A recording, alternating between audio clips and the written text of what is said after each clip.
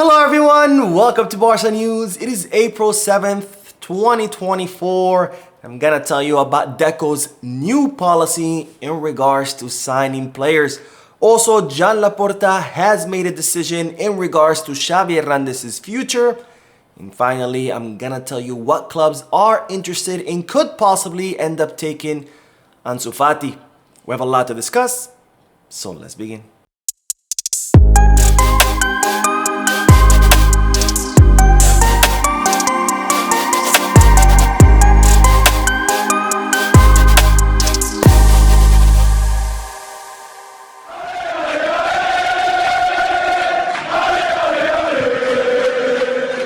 Hello everyone, welcome to the channel. My name is Mo, and before we begin with the news, I do apologize for not posting any videos yesterday. I had an incredibly long day. I didn't get home until late at night. But don't worry, because I got all the news from yesterday and today summed up for you in today's video. So be on the lookout, because I'm going to be posting several videos today, which will hopefully put you up to date in regards to FC Barcelona's news. Now, having said that, make sure to hit that like button, subscribe to the channel, and drop a comment. All of this helps this channel continue to grow. Now, I'll begin with the news that sport media outlet have revealed Deco's new policy in regards to the club signing that the Portuguese-Brazilian sporting director has implemented at the club ever since his arrival. Now, it's no secret that Barcelona are currently going through some difficult financial time. Their financial fair play is also very limited, and as such, Deco has implemented a new policy in regards to signing players, especially since Deco considers that the last few years the club have wasted a lot of money on big signings that haven't worked out, like Dembele, Coutinho, Griezmann, and also the club have allowed a lot of young talent to escape, especially talent from La Masia. So Deco does not want Barcelona to repeat the same mistake, to spend a lot of money on players and end up in a difficult financial situation, and also not allow any young talent to flee the club. Now, Deco's new policy could be divided into three different categories. The category number one is to avoid making big spending on big stars, except for a few positions. Deco considers that yes, you still do need some big signings or sign big players. However, you don't need to make that many, maybe one or two, because after all, a club like Barcelona needs big stars, needs players who can make a difference, who can help the club win trophies. Plus, it's always good for marketing as well. But he doesn't believe that we should be making several big signings or several big expenditures. Maybe one, maybe two at the most.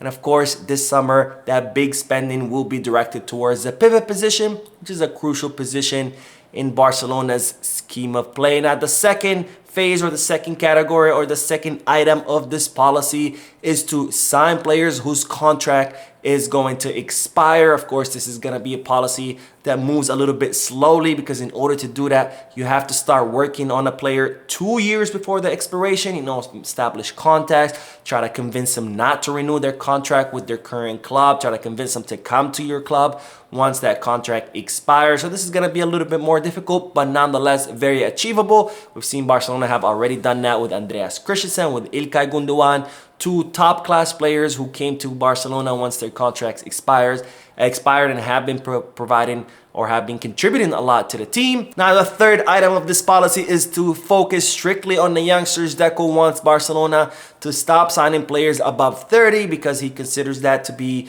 not the best use of the club's money, because after a few seasons, those players will be leaving. So he prefers not to sign players over 30 unless in some, of course, extraordinary situations like Lewandowski or Gundogan. These are players who are over their 30s, but nonetheless are still world-class, top-of-the-line players despite their age. And Deco wants to focus more on two categories of youngsters. The first category is, of course, La Masia youngsters. We've seen how La Masia has always been the top producer of talent. We've seen Kouarsi, Lamine Yamal, Hector Fort, etc. all come out of La Masia. World-class players. Barcelona have not had to spend big money on signing them. And the second category of youngsters that Deco wants to focus on is, of course, identifying young talent, young immersion talent around the world with the use of Barcelona scouts. Of course, Deco has also done a good job in this, signing players like Mika Faye, Noah Darvic, even Mamadou Mbake, who we did talk about on Friday. in my last video. And speaking of decision making, it's reported that Joan Laporta has made up his mind in regards to Xavi Hernandez's future. Now it seems that Joan Laporta wants to sit down and have a meeting with Xavi Hernandez once Barcelona are done playing both legs against PSG in a Champions League and a Clásico match against Real Madrid, which are all coming up during this month. And once Laporta sits down with Xavi, he wants to discuss the future of the Barcelona coach. And it's reported that Laporta wants to tell Xavi during this meeting to stay at Barcelona as Barcelona's coach and to stay alongside Joan Laporta until his presidency is over in 2026. Now, it is reported that this meeting could be influenced by the results of the team, or if Barcelona maybe get eliminated out of the Champions League and don't do well against Real Madrid, then maybe Laporta might not ask Xavi Hernandez to stay. But for now, it's looking more and more likely that Joan Laporta will be asking Xavi to stay until the end of his presidency. Now, of course, I've said it many times before, I think this will be a huge mistake. Yes, we've had some great matches as of late against Atletico Madrid, Alaves. We had some good matches at the beginning of the season against Antwerp and Real Betis. However, the overall performance of the season has been bad. Overall, the team has been bad. Yes, with a few great matches, but overall, the team has not been playing well. They've been very slow, sluggish, very predictable, moving the ball very slowly and dropping points against some pretty weak opponents.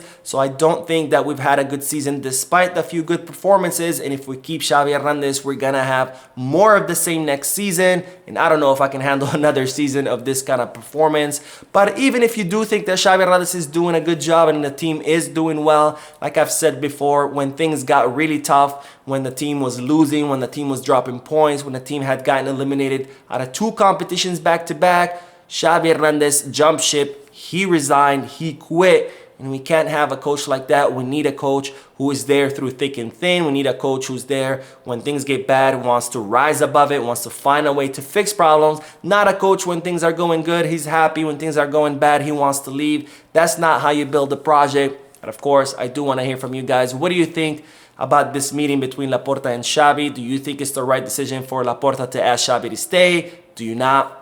Let me know down below. And speaking of the match against PSG, Barcelona had kind of a small little match during practice yesterday in order to see how the players are doing and which players could be available for the clash against PSG.